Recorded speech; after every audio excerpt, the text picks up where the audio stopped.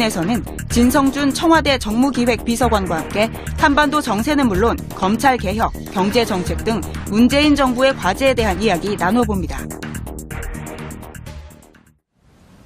이슈파이터 2부 이어가겠습니다.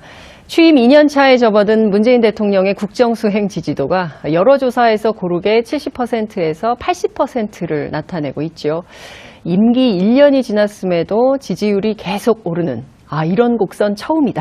여론조사 전문가들의 분석이기도 합니다. 실제 청와대 안에서 일하는 분들은 어떤 생각을 하고 계실까요? 그래서 직접 모셨습니다. 진성준 청와대 정무기획비서관 모시고 집권 2년 차 문재인 정부의 전망을 함께 들어보겠습니다. 어서 오십시오. 네, 안녕하세요. 아이고, 정말 어렵게. 예. 저희가 옛날에 자주 만났었는데 네. 예, 청와대 가신 다음에는 뵙기가 어려웠어요. 네, 많이 바쁘셨죠? 바쁘기도 하고 네. 또 워낙 이를테면 계획대로 모든 일을 진행하기는 어려워서 방송 출연을 약속했다가도 네. 펑크내기가 있을 것 같아서 출연 요청을 받아도 예. 출연에 응하기가 어려웠습니다. 예. 제가 가끔 전화드리면 정말 공무원처럼 사시더라고요. 이 평일 낮 시간대에 회사에서 일해야 되기 때문에 안 된다는 식으로 말씀을 하셔가지고 예. 네, 그만큼 열심히 일을 하시고 계시는데 벌써 1년이 지났습니다. 예, 뭐 오래 일한 것 같은데 돌이켜보니까 아직 1년밖에 1년밖에 안 지났더라고요. 사실 뭐 바쁘기도 하고 또 몸도 참 피곤한 것도 사실입니다. 몇 시에 출근하세요? 저는 5시 반에 일어나서 6시에는 집에서 나옵니다. 와, 도착 아마 6시 반 정도 되시겠네요. 예, 6시 반 아니면 조금 더 늦거나. 예, 그럼 그때부터 일을 하시는 겁니까? 이제 본격적인 일을 위해서 준비를 하는 거죠. 신문도 보시고, 네, 신문도 보고 보시고. 자료도 보고. 그래서 공식 회의가 오전 7시 30분이면 네. 저희 이제 제가 속한 정무수석실 네. 회의가 시작되고 예. 그리고 또 한 30분쯤 후에 8시에는 수석 예. 비서관과 예. 보좌관들이 모이는 현안 점검 회의에 예. 들어가고 뭐 예. 그렇습니다. 그러니까 정말 눈꽃을 새 없이 열심히 일을 하시는군요. 지난 1년 돌아보면 제일 기억에 남는 장면, 그리고 또 제일 좀 내가 왜 그랬지? 이런 장면 어떤 거 좀 기억에 남으세요? 글쎄요, 누구나 다 첫손에 꼽는 것은 아마도 남북 정상회담의 그 광경이 아니었을까 싶습니다. 네. 모든 국민이 다 손꼽는 것이지만 네. 김정은 위원장과 문재인 대통령이 그 군사분계선상에서 서로 만나서 악수하고 북측으로 한 발짝 넘어갔다가 다시 요리하는 것처럼 손을 잡고 갔다. 넘어오는 장면에서 굉장히 감동스러워했고요. 예. 또 도보다리에서의 그 30분간의 무언의 회담, 네. 예, 우리 국민들은 새소리밖에 못 들었어요. 그렇죠. 두 분이 어떤 말씀들을 나누는지 몰랐지만 저도 텔레비전으로 지켜봤는데 네. 잠시도 눈을 뗄 수가 없더라고요. 그러니까요. 예, 뭐 입모양으로 네. 도대체 무슨 말씀들을 나누는지 네. 짐작해 보려고도 하고 복화술 전문가까지 동원했잖아요. 글쎄요. 예. 또 표정으로 그렇죠. 분위기가 어떤지 읽어보려고 하고 네. 예, 그 30분 동안 온 세계가 숨을 죽이고 두 분의 대화 장면을 지켜봤을 것이다 이렇게 생각합니다. 근데 이혼계이자의 신문이 네. 오늘 보도한 바에 따르면 문재인 대통령이 김정은 위원장에게 도보다리에서 속았다. 네. 뭐 이런 얘기를 했어요. 이혼 게이자의 신문은 두 분이 어떤 얘기를 도보다리 대화에서 나누는지를 다 알고 있는 모양이죠. 네, 아무 근거가 없는 얘기일 거라고 생각합니다. 네. 근데 이런 얘기를 막 한다는 얘기 생각은 좀 안 드십니까? 외교 공작이라는 표현을 썼더군요. 네. 그래서 일본의 주요 신문들이 전하는 소식들이 사실과 동떨어져 있거나 아니면 뭐 일본 정부의 희망이 잔뜩 섞인 네. 이런 보도들을 뭐 정확한 근거도 없이 네. 하는 점에 대해서 매우 유감스럽게 생각합니다. 보도에 신중해야 된다고 생각합니다. 네. 그러니까요. 지금 그 어느 때보다 엄중한 상황인 것 같은데 확인되지 않은 보도를 해서 네. 그 국내 여론, 그 세계 여론을 흔들리게 하면 안 되지 않을까. 그렇습니다. 네. 지금 전 세계가 북한과 미국 정상회담을 네. 지켜보고 있는데 이것이 한반도 평화뿐만 아니라 네. 세계 평화의 중대한 분기점이 될 것이라고 보고 있기 때문에 주목하고 있는 거거든요. 네. 그래서 이것이 다 잘 이루어지기를 다 손꼽아 기다리고 있는데 네. 행여 근거 없는 보도로 일을 그르칠까 우려하는 것입니다. 저는 일본 신문들이 네. 이 부분에 대해서 각별하게 유의해야 된다 이렇게 생각합니다. 그렇군요. 그 23일 다음 주죠. 23일에서 25일 사이에서 북한에서 이제 풍계리 핵실험장 폐기한다는 입장이 네. 나오지 않았습니까? 네. 여러 나라 초대했는데 일본만 빠졌어요. 원래 육자회담 당사국이기 때문에 네. 들어가야 되는 그래서 그랬을까요? 글쎄, 그 북한의 의도야 저희들이 네. 알 길이 없습니다만, 뭐 그런 점들도 영향을 미쳤지 않았을까, 이렇게 짐작합니다. 네. 네, 어떻습니까? 지금 그 갑자기 북한에서 이른바 이제 내달 12일로 예정돼 있는 북미 정상회담 자체를 좀 참여할지 말지 다시 한번 재고려할 수 있다라는 입장이 나와서 다들 깜짝 놀랐습니다. 네. 네. 미리 알고 계시진 않으셨죠? 예, 예. 그 전에 우선, 바로 그 당일날 네. 아침에 예정되어 있었던 남북 고위급 회담을 그러니까요. 중지시키고 연기시켰죠. 이 굉장히 느닷없는 소식이어서 저희 청와대도 굉장히 당혹스러웠고 그 진위가 무엇인지를 파악하기 위해서 정말 분주했습니다. 말 한마디가 굉장히 조심스러운 심정이고 그래서 어떻게 해서든 판문점 선언의 역사적인 합의를 한반도 비핵화로 꽃피우고 또 평화체제 정착으로 꽃피우고자 하는 상황에서 갑작스러운 소식이 날아들었기 때문에 상황을 파악하고 또 북한의 진정한 의도가 무엇인지를 파악하는 데 보다 더 주력했습니다. 그렇군요. 네, 어쨌든 지금은 굉장히 조심스러우실 것 같아요. 청와대에 지금 몸담고 계시기 때문에 자칫 말 한마디 때문에 또 판세가 어그러지거나 잘못되면 안 되기 때문에 신중한 거는 이해는 하겠지만 국민들 입장에서는 정말 잘 왔거든요. 그러다 갑자기 북한이 돌변한 이유가 무엇일까에 대한 궁금증이 있어요. 그러니까 일각에서는 계속 북한이 선제적으로 비핵화 조치를 하고 있는데 북한 쪽에서 미국 쪽에서 계속 허들을 높여서 이거 내놓으면 그래 그럼 그 다음 거 이거 내놓으면 그래 그 다음 거 뭐 이렇게 해서 계속 이러니까 북한이 좀 화가 난 거 아니냐. 그래서 예방 주사를 놓는 차원에서 이런 조치를 한 거 아니냐라는 얘기가 있고요. 아니면 아니다. 북한 처음부터 그런 생각이 없었다. 이 판을 깨려는 거 아니냐라고 불안들 하고 계시기 때문에 이 점은 설명을 좀 해주시는 게 좋을 것 같다. 예, 말씀하신 것처럼 남북 정상회담 이후에 북한이 선제적인 조치들을 꺼내놓았고 그 세계를 모두 다 깜짝 놀라게 하는 조치였습니다. 가령 북한이 억류하고 있었던 미국인 인질 3명을 전격적으로 석방한 것이라든지 또 이미 남북 정상회담에서 약속한 바였지만 풍계리 핵실험장을 폐기하겠다고 하고 그것을 전 세계에 공개하겠다고 하는 것도 역시 비핵화의 실제적인 조치에 착수한 것이다라고 하는 평가를 들을 만큼 전향적인 것이었지요. 이제 그런 점에서 저희들도 당혹스럽고 그런 건 사실인데 북한이 내놓은 여러 가지 입장들을 보면 미국이나 또 우리 한국에나 뭐 책임을 묻고는 있지만 그렇다고 해서 예정되어 있는 북미 정상회담을 취소한다든지 하는 이런 파국적인 어떤 결말을 목표하고 있는 것 같지는 않습니다. 그래서 미국의 어떤 성의 있는 조치 또 뭐 남한의 어떤 성의 있는 조치 이런 것들을 촉구하고 요구하고 있는 것이다. 이제 그런 점에서 많은 분들이 본격적인 회담을 앞두고 서로 뭐 기싸움을 벌이는 게 아니냐 또 기선 잡기를 위한 것 아니냐라고 하는 관측도 합니다만은 북한의 진정한 의도가 어디에 있다라고 단정적으로 말씀드리기 어려워도 적어도 지금 단계에서는 뭐 파국을 예고한 것이다라고 보는 건 너무 섣부른 것이다 이렇게 생각합니다. 알겠습니다. 한편으로는 마음이 진정이 됩니다. 파국을 예고한 게 아니라고 하니까 좀 다행이다라는 생각이 좀 드는데요. 다음 주에요. 그 문재인 대통령께서 워싱턴 가시게 되어 있지 않습니까? 한미 정상회담 가셔야 되는데 우리 문재인 대통령 이제 중재 외교 굉장히 중요성, 온전자론, 한반도 온전자론 말씀을 하셨는데 네. 어깨 위에 이만큼 짐을 또 네. 지고 미국에 가시게 된 거 아닌가라는 생각이 좀 듭니다. 그래서 오늘 그 5.18 추념식에도 참석을 못 하신 건가요? 예, 지금 뭐 갑작스럽게 상황이 엄중해졌고 네. 또 그렇지 않다 하더라도 네.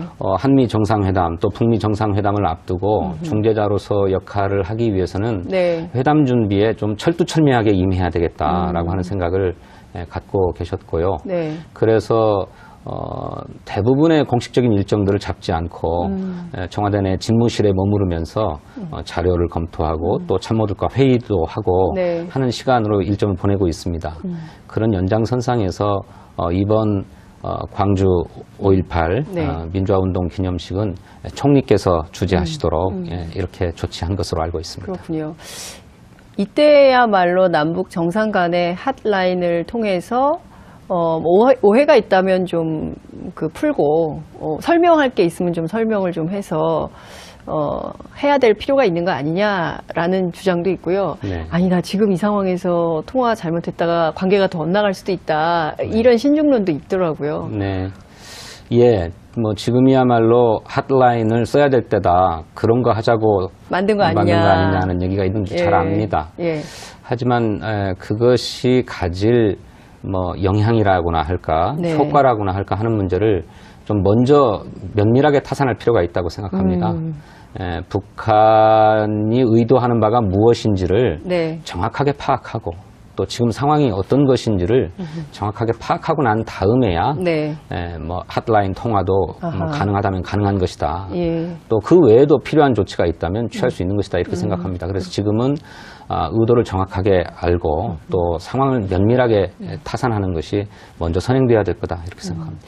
북한의 의도를 우리가 사실은 그 행간의 의미만을 볼 수는 없고, 어떻게 된 거예요? 이를테면 이제 그 사람을 보내서 알아보는 방식도 있고요.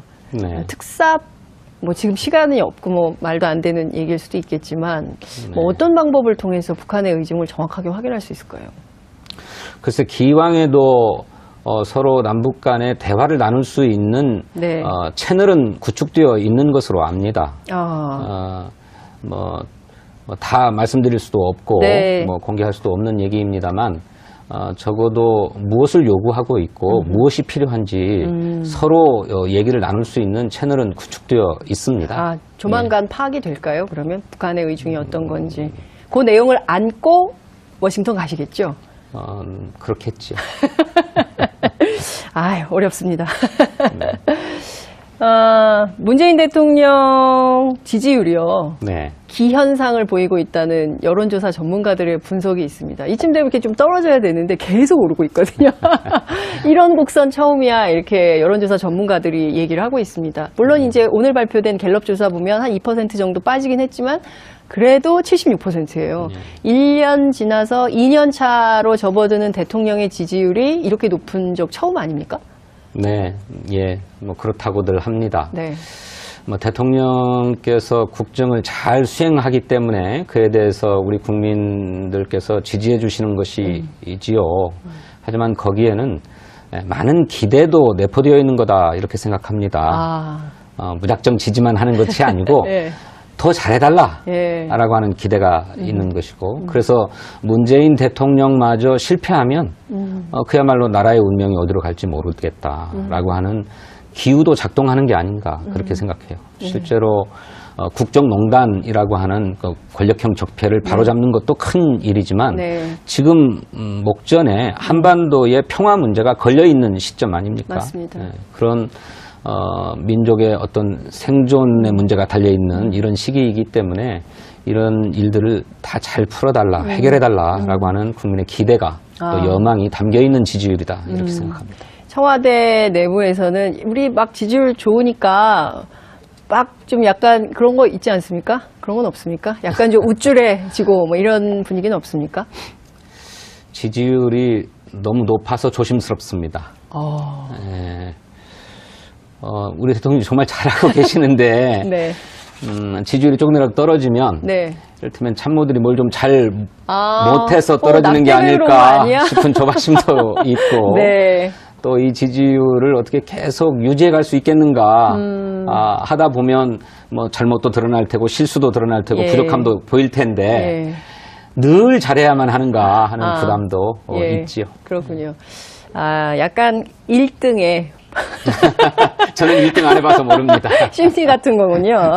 아, 어쨌든 말씀하신 대로 워낙 남북 관계가 잘 풀리고 있었기 때문에 물론 이제 지금도 잘 될 거라고 기대는 합니다만 네. 굉장히 기대가 커요. 그리고 그동안 못 보던 장면들이 굉장히 많이 그동안 익숙하지 않았던 새로운 리더십이 많이 보이고 있어서 국민적 네. 평가 특히 이제 신뢰받는 대통령이 됐기 때문에 그런데요. 네. 오늘 몇 가지 부정평가가 나왔는데 그중에서 제일 높은 게 민생 경제 문제 해결 부족 이렇게 꼽았습니다. 27% 정도가 나왔는데요. 네.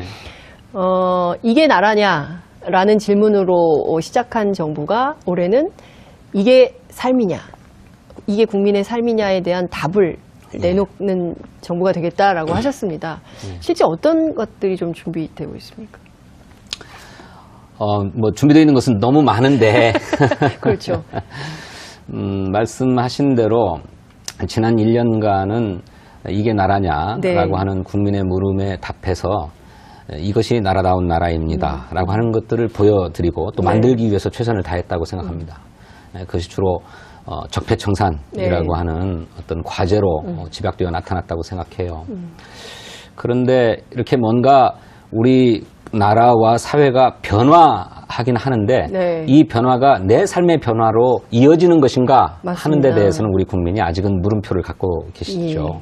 그래서 이것에도 해답을 드려야 된다고 생각하는데 그리고 또 그것이 더 중요한 문제다라고 생각하는데 말씀하신 것처럼 우리 국민은 일자리 문제와 민생 문제를 가장 절박한 문제로 꼽고 있습니다. 예.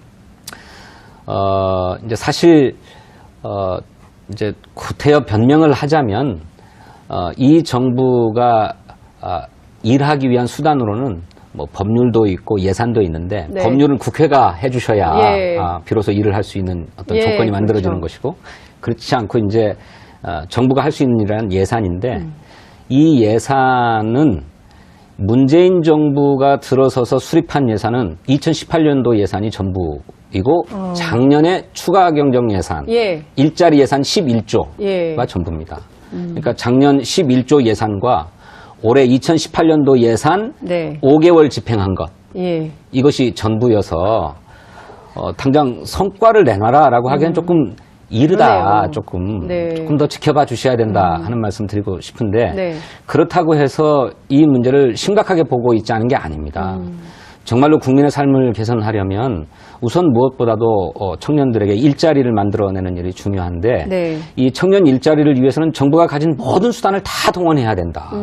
입법수단, 재정수단 네. 뭐 다 동원해야 되는데 저희들의 노력으로 좀 부족하니 네.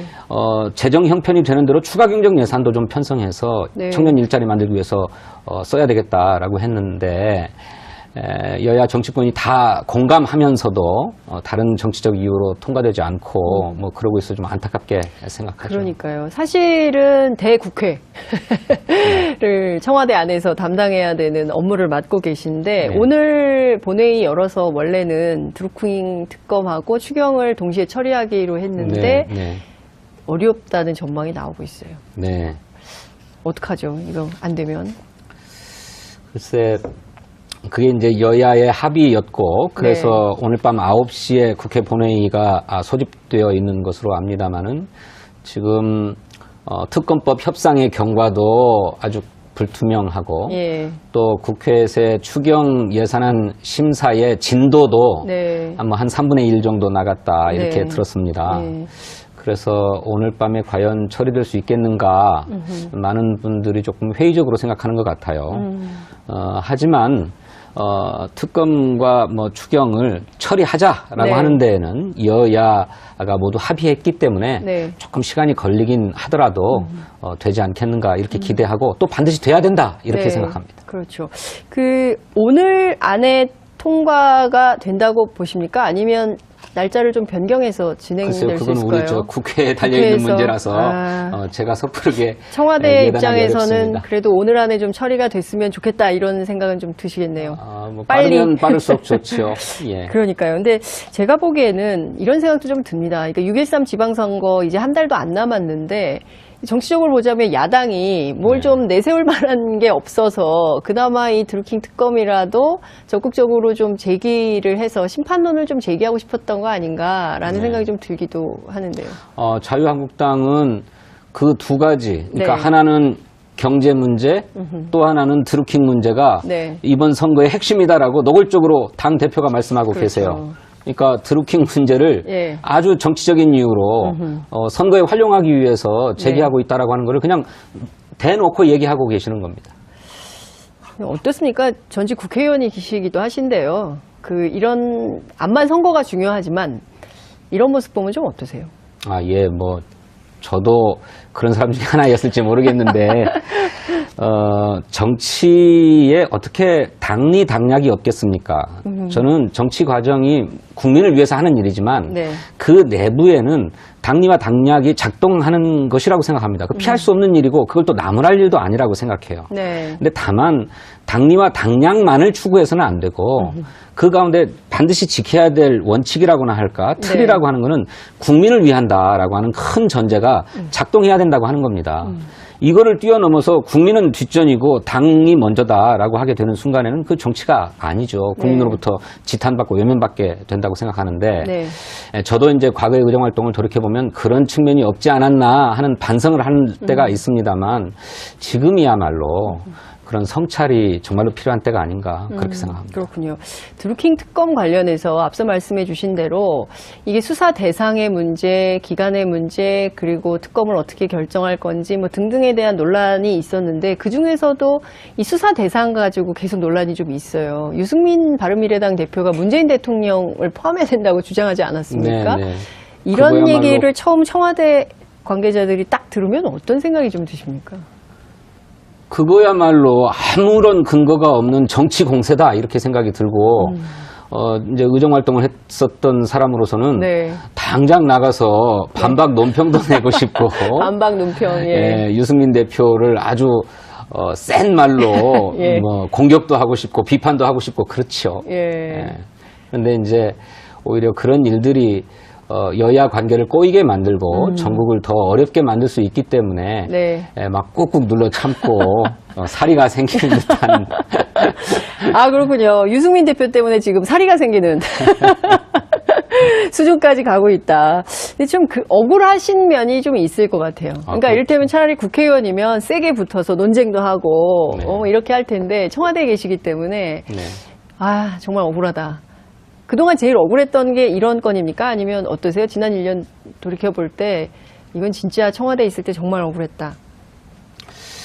글쎄요, 뭐, 그러니까 꼭 뭐 여러 일들에서 그런 일들이 있지요. 네. 뭐 근거 없이 뭐 대통령을 막 공격하고 네. 뭐 추가 경정 예산안 편성한 것도 뭐 선거를 노려서 선심성 퍼주기 예산 하려고 그러는 거다. 네. 뭐 이런 얘기들도 정말 억울한 얘기입니다. 뭐 한두 가지가 아니긴 한데 네. 저희가 제일 억울했던 건 최저임금과 관련된 거였습니다. 최저임금. 우리 사회의 빈부격차는 물론 소득격차도 갈수록 커지고 있어서 맞습니다.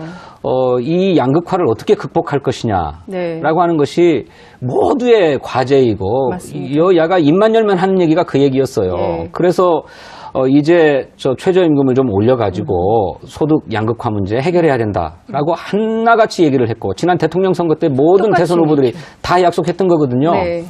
그런데 그걸 정작 진행하려고 하니까 경제가 어려운데 최저임금을 많이 올려가지고 더 경제를 어렵게 한다고 그러고 네. 또 사실 아직 입증되지 않았는데도 또 그리고 저희들이 볼 때는 여러 가지 고용 지표가 최저임금의 영향으로 고용이 줄어들었다라고 하는 지표는 나오지 않고 있습니다. 그럼에도 불구하고 입만 열면 최저임금 때문에 일자리가 없어졌다고 얘기하고 하는 이런 정치 공세를 막 당할 때는 정말 폭폭했죠. 예. 폭폭했습니다. 정말 폭폭한 지금 그 고향의 언어가 화가 나시니까 고향의 언어가 막 나오고 있습니다. 이럴 때 이슈파이터를 좀 찾아오세요. 제가 그 폭폭한 마음을 네. 억울한 마음을 다 풀어드리겠습니다. 이렇게 얘기를 좀 해야 이게 풀리지 않을까 싶은 생각이 좀 드는데 하태경 의원이 이런 얘기를 했어요. 남북 고위급 회담 앞서 말씀해 주신 거 연기된 책임이 청와대에 있다. 그러니까 뭐 잘못하면 다 청와대 책임. 네. 뭐 국정의 최종 책임과 가장 큰 책임은 대통령과 청와대가 지고 있지요. 네. 뭐 그런 점에서 뭐 틀린 말은 아니라고 생각합니다만 지금은 무슨 책임 소재를 따질 때가 아니라고 생각합니다.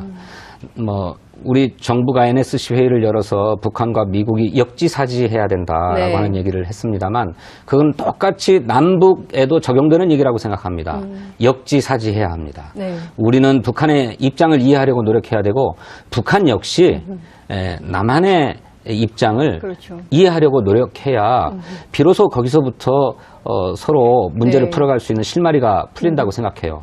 모두가 공언하고 있던 것처럼 미국도 북미 회담의 파탄을 바라지 않고 북한도 역시 마찬가지고 네. 우리도 판문점 선언이 그 정신이 이행되기를 바랍니다. 그렇다면 역지사지하는 마음으로 판문점 선언의 정신으로 돌아가서 거기서부터 좀 다시 시작해야 된다라고 하는 이런 마음가짐이 필요하다고 생각합니다. 네.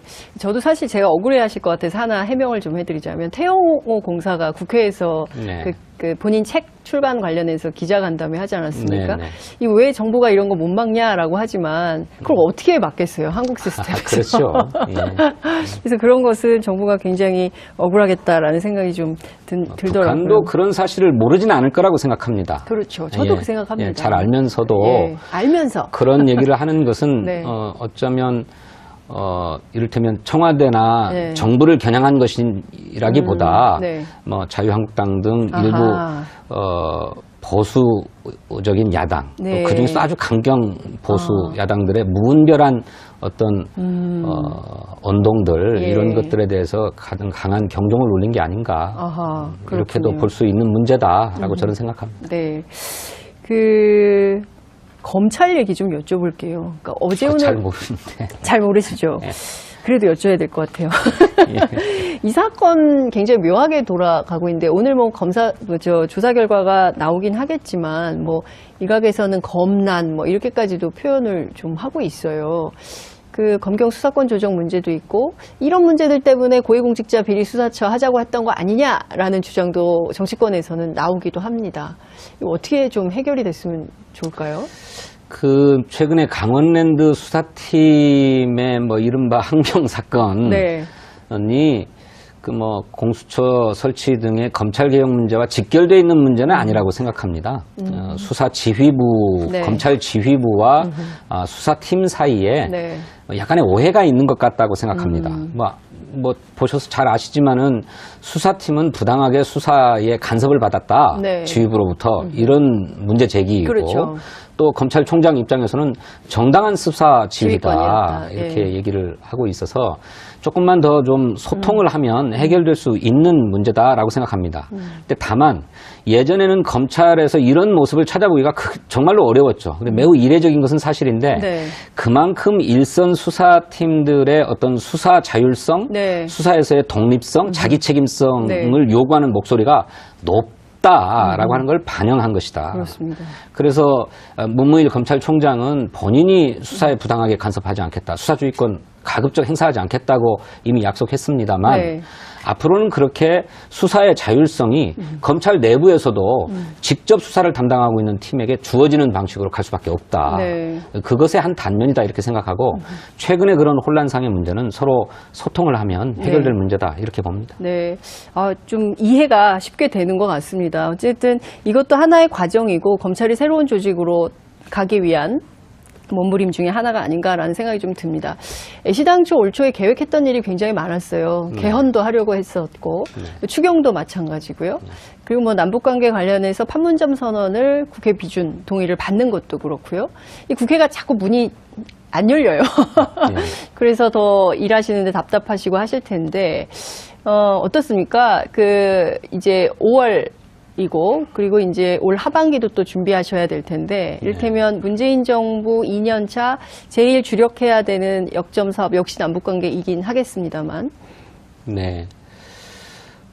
말씀하신 것처럼 정부가 무슨 일을 안정적으로 하자고 해도 국회의 협력이 아주 필수적입니다. 뭐 남북 관계를 풀어가는 데 있어서도 그렇고 뭐 청년 일자리 문제를 해결하는 데 있어서도 그렇고 또는 아까와 같은 권력기관을 개혁하는 일에 있어서도 국회의 협력이 필수적입니다. 그래서 정말로 협치가 중요한데 대통령은 나름으로는 협치를 위해서 최선을 다해왔다고 생각합니다. 대통령 취임식 하기 직전에 가장 먼저 한 일이 야당 당사를 방문해서 지도부에게 인사하는 일이었습니다. 맞아요. 10시에. 네, 작년 5월 10일 오전 10시에 제가 같이 다녔습니다. 그렇습니다. 취재 현장 취재했습니다. 그랬고 또 지금 취임한 지 한 1년 됐습니다만 그 1년 동안에 여야의 대표를 청와대로 초청해서 회동하려고 했던 게 5번이었습니다. 그런데 이명박 대통령은 5년 동안 내내 9번에 불과했다고. 5년간 9번이요. 박근혜 대통령은 4년 동안 6번에 불과했습니다. 이렇게 보면 대통령이 야당과 소통해서 협력을 구하려고 나름으로는 최선을 다했다. 그런데 손뼉도 마주쳐야 소리가 난다고 그냥 대통령 혼자서 허공에 계속 박수를 치려고 했기 때문에 야당의 호응이 없었기 때문에 소리가 나지 못했는데 이제 정말로 한반도의 운명 문제가 걸려있는 아주 중대한 시기이고 또 청년 실업 문제도 고비에 와 있습니다. 이런 문제들을 해결해 가기 위해서는 국회가 또 특히 야당이 조금 더 열린 마음으로 그리고 당리당략을 내려놓으라는 말씀이 아니라 국민을 위한다는 전제 속에서 당리당략도 추구하겠다는 자세로 화답해 주시면 좋겠다 이렇게 생각합니다. 저희 방송 오늘 이렇게 편집을 해가지고요. 홍준표 대표께 별도로 만나는 거 좋아하시니까 별도로 좀 저희가 선물로 보내드려야 되겠다라는 생각이 좀 듭니다. 이제 시간이 다 돼서 정리를 좀 해야 되긴 하는데요. 많은 국민들께서 높은 지지율 궁금해요. 문재인 대통령 요새 어떻게 지내시는지 살짝 오늘 아침 만나셨습니까 혹시? 아니 오늘 아침 뵙지 못했습니다. 어제는 만나셨죠? 그분은 좀 어떻게 지내고 계십니까? 어제 대통령께서 공식 일정이 없다시피 했기 때문에 한 건이 있었죠. 대외적으로는 혁신성장 보고대회를 치렀는데 점심을 그제 함께 했다. 대통령님하고 갑자기 부르셔서 점심 함께 먹자는 전가를 받고. 번개입니까, 번개? 대통령이 번개하세요? 번개도 하시죠. 정말요? 그래서 점심은 함께 먹었는데, 뭐 이렇게 남북 관계의 엄중함에 비해서는 표정은 굉장히 온화하셨습니다.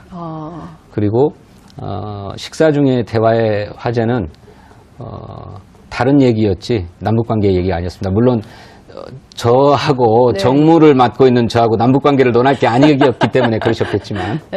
갑자기 궁금해지네요. 그 식사 중에 대화의 화제가 무엇이었는지 하나만 설명해 주세요. 아무래도 이제 지방선거 이후에 대국회 관계들을 어떻게 해갈 건지, 대야당 관계들을 어떻게 해갈 건지 하는 문제가 저희들로서는 저로서는 주무였기 때문에. 우선 저는 대통령께 건의드리기를 북미 정상회담이 끝나고 또 지방선거가 끝나고 나면 멀지 않은 시기에 여야 지도부와의 회동이 필요할 것 같습니다. 이런 말씀을 드렸고 대통령께서 검토하시겠노라 하셨습니다만은 근데 또 어떻게 될지는 모르겠어요. 이제 지방선거 결과에 따라서 각 당의 지도체제 개편 문제가 곧바로 제기될 수 있고 또 민주당은 이미 지도체제 개편이 예정되어 있죠. 추미애 대표 임기가 만료되기 때문에 어떻게 될지는 모르겠습니다만은 검토하겠노라 하셨고 또 이제 선거 결과가 어떻게 나오든지 간에 여전히 국회에서의 협치의 문제는 대단히 중요한 문제인데 대통령이 지난 1년 동안에 야당에 힘주어서 강조했던 것은 여야정의 상설 국정협의체를 만들어서 상시적으로 정책을 논의하자. 국정을 함께 논의하자 이런 제안을 했는데 성사되지 못했거든요. 그 문제를 어떻게 복원해 볼 수 있을 것인가 하는 문제에 대해서 논의하고 그랬습니다.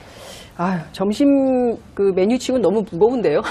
글쎄 대통령께서 조금 식사하시는데 좀 불편했을지 모르겠는데 뵈면 이렇게 좀 저는 그렇더라고요. 꼭 그런 현안들이나 이런 네. 문제에 대해서 자꾸 말씀을 드리게 되어서. 그렇군요. 아니, 그런 얘기 계속 하셔야죠.